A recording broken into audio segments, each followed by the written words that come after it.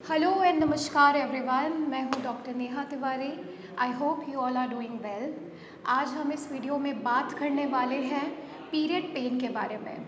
देखिए, period pain को medical language में डिस्मेनोरिया बोला जाता है। अब हर महीना पीरियड्स होना है और कुछ दिनों तक चलना है, इसीलिए फीमेल्स पीरियड पेन को नॉर्मल समझने लग जाती हैं और उसके साथ ही अपना जीवन बिताना चालू कर देती हैं।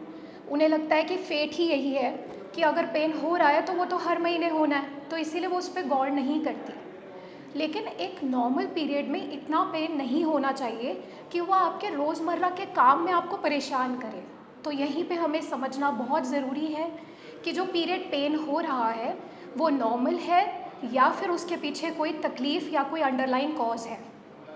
तो आज हम इस वीडियो में डिस्मेनोरिया के बारे में थोड़ा सा डिस्कस करेंगे और नीचे डिस्क्रिप्शन में एक लिंक भी प्रोवाइड करने वाली हूँ, जिससे आप ये देख सकते हैं कि पहले भी एक वीडियो बनाई गई है, मैंने ही बनाई है, जिसमें ये चीज़ बहुत क्लियरली मैंने बताई है कि पीरियड्स में हर फीमेल को अलग अलग तरह की तकलीफ़ देखने को मिलती है।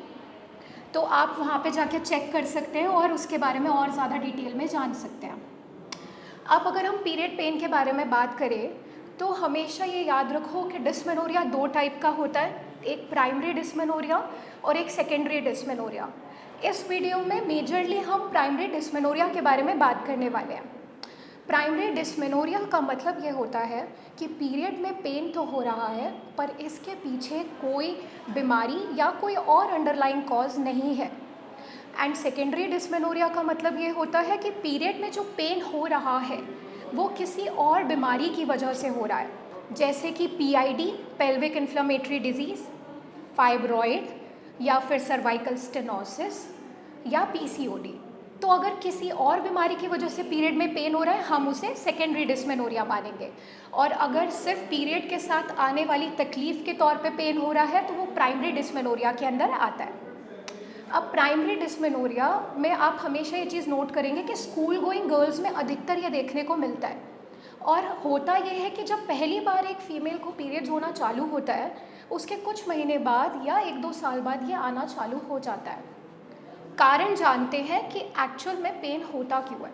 बेसिकली जब एक फ़ीमेल को पीरियड्स हो रहे होते हैं तो उसके बॉडी में बहुत सारे हार्मोन्स का बैलेंस असंतुलित भी हो सकता है, जैसे कि कुछ हार्मोन ज़रूरत से ज़्यादा बढ़ जाएं, जैसा कि प्रोस्टाग्लैंडिन। तो प्रोस्टाग्लैंडिन हार्मोन जब एक फ़ीमेल की बॉडी में ज़्यादा हो जाता है तो यूट्रस में जो भी ब्लड सप्लाई हो रही होती है प्रोस्टाग्लैंडिन की वजह से बहुत ज़्यादा अफेक्ट होती है, और यूट्राइन जितनी भी वेसल्स हैं वो दबना चालू हो जाती हैं। उनके दबाव की वजह से फ्लो भी इतना ज़्यादा नहीं रहता और आसपास की पेल्विक मसल्स पे प्रेशर पड़ना चालू हो जाता है, जिस वजह से एक फ़ीमेल को पीरियड के दौरान तकलीफ़ देखने को मिलती है, दर्द उठता है। अब दर्द भी अलग अलग जगह फीमेल्स बताती हैं, जैसे कुछ लोग इनर थाइज़ में बताते हैं, कुछ लोग बैक में बताते हैं, कुछ लोग लोअर टमी में बताते हैं, तो कुछ कहते हैं कि नीचे का पूरे बॉडी ही पेन कर रहा है और इस पेन की वजह से वो अपने नॉर्मल लाइफ के काम भी नहीं कर पाते। तो पीरियड पेन को मैनेज करने के लिए आप घर पे क्या कर सकती हैं, आज उसके बारे में थोड़ा सा बात करते हैं। सबसे पहले तो अपने लाइफस्टाइल में एक्सरसाइज को इंक्लूड करना ज़रूरी हो जाता है, क्योंकि एक्सरसाइज अगर फीमेल रेगुलर बेसिस पे करें तो उससे सबसे बड़ा फ़ायदा ये होता है कि पेल्विक मसल्स में स्ट्रेचिंग और रिलैक्सिंग सही रहती है। तो जिस दौरान ये दर्द उठना भी चालू हो उसमें भी आराम आने लग जाता है अगर रेगुलर एक्सरसाइज फीमेल करे। दूसरी चीज़ आती है डाइट। डाइट में उनको फ्रेश फ्रूट्स, फ्रेश वेजिटेबल्स और कुछ वाइटमिन्स को इंक्लूड करना चाहिए। आप कुछ टेस्ट भी करा सकते हैं, जैसे vitamin D, vitamin B12, iron, और उसको सप्लीमेंटेशन के तौर पे यूज़ भी कर सकते हैं। तीसरी चीज़ आ जाती है कि कुछ चीज़ें अवॉइड भी करनी पड़ती हैं, जैसे आप खट्टी चीज़ें उस दौरान ना खाएं, पेन ज़्यादा बढ़ता है।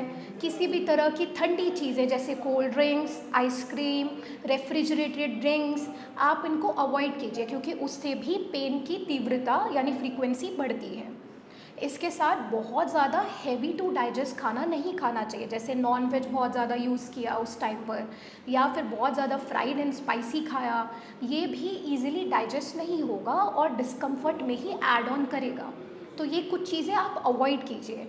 और साथ में अपने लाइफस्टाइल में हेल्दी डाइट, हेल्दी एक्सरसाइज और मेडिटेशन के रूटीन को डालिए। अगर ये तीनों चीज़ें आप करेंगे तो आप धीरे धीरे अपने पीरियड्स के पेन में रिलीफ पाना चालू करेंगे। तो आज हमने इस वीडियो में जाना प्राइमरी डिस्मेनोरिया के बारे में और कुछ छोटा मोटा मैनेजमेंट जो आप अपने हाथों से कर सकते हैं अपने लाइफस्टाइल में बदलाव लाके, कुछ एक्सरसाइज के सेशंस लाके।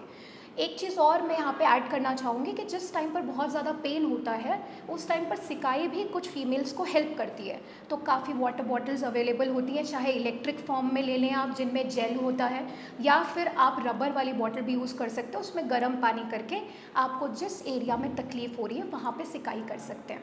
अब ये तो बात थी अगर थोड़ा बहुत पेन पीरियड्स के साथ आ रहा है या तेज़ पेन भी है लेकिन उसके पीछे कोई और कारण नहीं है। अब बात करते हैं सेकेंडरी डिस्मेनोरिया के बारे में। जैसा कि मैं आपको ऑलरेडी बता चुकी हूँ कि उसमें फाइब्रॉइड या पीआईडी, सर्वाइकल स्टेनोसिस, पीसीओडी, ये सब कुछ कारण है जिसकी वजह से हमें पीरियड में पेन मिलता है। तो अब इसके लिए हमें इलाज लेना पड़ेगा, क्योंकि अगर इसको इग्नोर किया जाए तो आगे चल के ये और बड़ी तकलीफ़ में बदल सकता है। इसलिए फ़ीमेल संबंधित अगर कोई भी तकलीफ़ है या आप भी पीरियड पेन से जूझ रहे हैं और उसको अपना हैबिट मान लिया है, तो नीचे दिए गए नंबर पर आप संपर्क कर सकते हैं, मेरी टीम के साथ कनेक्ट कर सकते हैं और अपने लिए सही इलाज चुन सकते हैं। इसी के साथ आप सब अपना ख्याल रखें। मिलते हैं नेक्स्ट वीडियो में। Thank you.